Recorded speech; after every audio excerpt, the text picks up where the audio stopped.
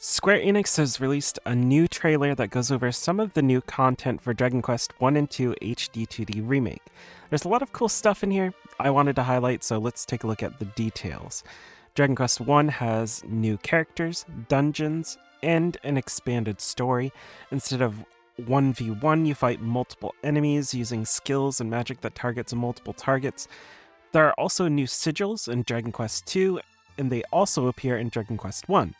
They'll upgrade certain attacks and spells, so you'll get better versions of those abilities depending on what sigil that you use and find. They've also added scrolls that you can learn additional abilities and skills from, so that adds a lot more variety to the abilities you can use. They also talked about mini-medals being added to Dragon Quest 1 and 2, which is something we mentioned before, didn't really know how far they went with it, but they've talked about it here. You can use those to get various items, including the scrolls that I talked about before. One of the bigger additions that they've now talked about is the ability to go underwater in Dragon Quest 2.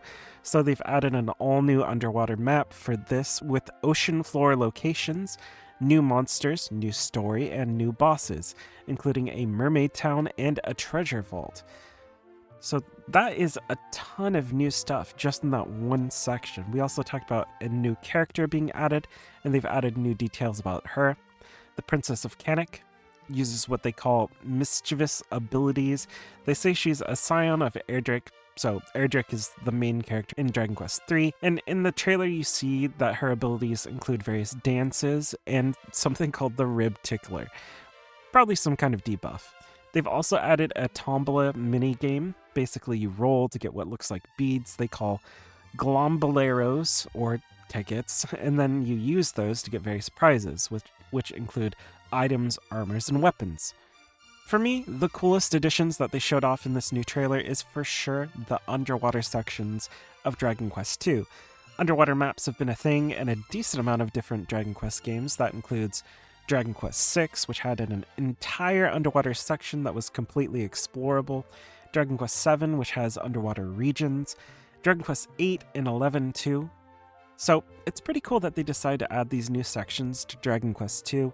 It gives people that have already played Dragon Quest II more reason to play the remake, and we're coming up on the release date for Dragon Quest 1 and 2 HD2D Remake. It releases on October the 30th, so I would say for anyone that really enjoyed the Dragon Quest 3 remake, this is a no-brainer to pick up, as it'll be very similar to that.